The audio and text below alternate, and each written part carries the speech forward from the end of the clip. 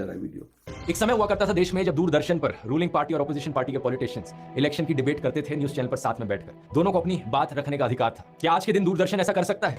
एक समय हुआ करता था देश में जब दूरदर्शन पर रूलिंग पार्टी और अपोजिशन पार्टी के पॉलिटिशियंस इलेक्शन की डिबेट करते थे न्यूज चैनल पर साथ में बैठकर। दोनों को अपनी बात रखने का अधिकार था।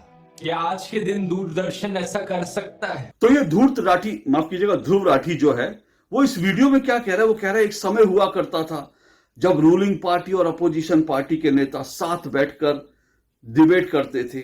आज दूरदर्शन ऐसा कर सकता है क्या?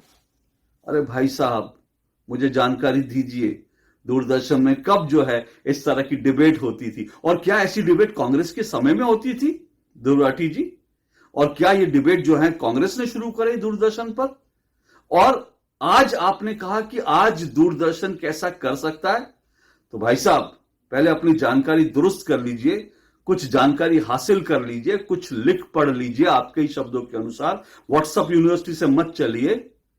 और एजुकेशन बहुत इंपॉर्टेंट होती है, थोड़ा सा एजुकेशन लेकर के कुछ लिख पढ़ लेते, उसके बाद दूरदर्शन पर इस तरह का वीडियो बनाते। अब मैं आपको सच बताने जा रहा हूं। ये जो ध्रुव राठी ने इस वीडियो में कहा ना कि पहले जो है ऐसी डिबेट होती थी ऐसे दूरदर्शन में जहां सत्ता पक्ष और विपक्ष बैठते थे, तो भाई साहब आपकी मैं जानकारी के लिए, आप सब लोगों की जानकारी के लिए बता दूं, मैं बार बार ये बात बताता हूं, लोगों को भी याद दिलाता हूं।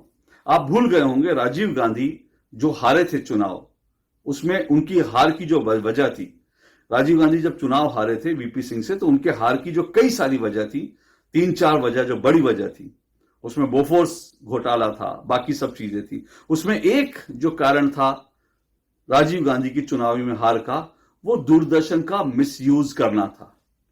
जो प्रचार का जो पूरा है ना दूरदर्शन, उसका मिसयूज करना था। क्यों मिसयूज करना था? क्योंकि उस वक्त आपको अगर याद हो, या अगर आप उस वक्त जो है छोटे थे या उस वक्त पैदा नहीं हुए थे, तो अपने परिवार में लोगों से पूछिएगा। दूरदर्शन को उस वक्त राजीव दर्शन कहा जाता था, क्योंकि उस पर जो 90% कंटेंट आता था, समाचारों का 90% हिस्सा राजीव गांधी के ऊपर होता था।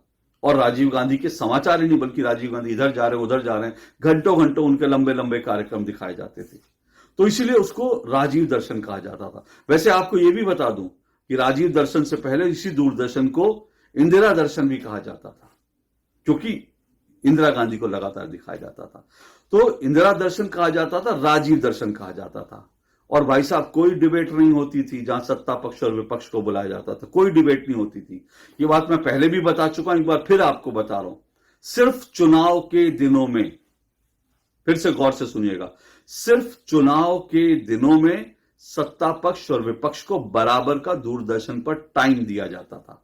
वो इसलिए, और आज भी ऐसा होता है, वो इसलिए क्योंकि चुनाव के दिनों में जो दूरदर्शन है उसकी मॉनिटरिंग चुनाव आयोग के हाथ में होती है।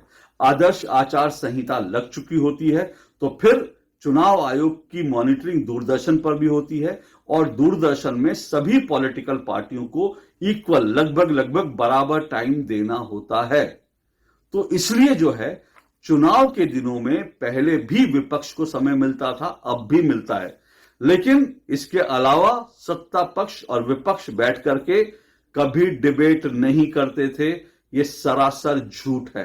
और आपको एक बात बताता हूं, ये जो दूरदर्शन पर जो विपक्ष को बुलाकर, ये जो चुनाव के जिन दिनों की बात कर रहे हैं ना, कि जिन दिनों में मान लो अगर कभी सत्ता पक्ष और विपक्ष को बुलाया जाता था, तो वो वीपी सिंह की सरकार थी 1989-90 में, जब वीपी सिंह की सरकार आई। और उसके बाद की जो सरकारें थी, उस समय बाकायदा दूरदर्शन पर एक चंक होता था चुनाव में, जिसको प्रणव राय एनडीटीवी जिसको होस्ट करते थे।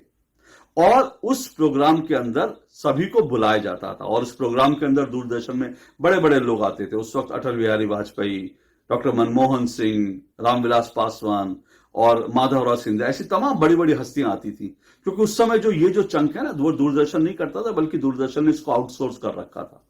और उसमें नलिनी सिंह, उसमें प्रणव राय जैसे लोग जो हैं वो प्रोग्रामिंग करते थे। और वहीं से आपको बता दूं, दूरदर्शन में ये भी आरोप लगा था कि वहीं से दूरदर्शन की मशीनें, दूरदर्शन का जो सब संसाधन थे, वो एनडीटीवी को बेचने की शुरुआत हुई थी। एनडीटीवी ने वहीं से जो है पैसा जो है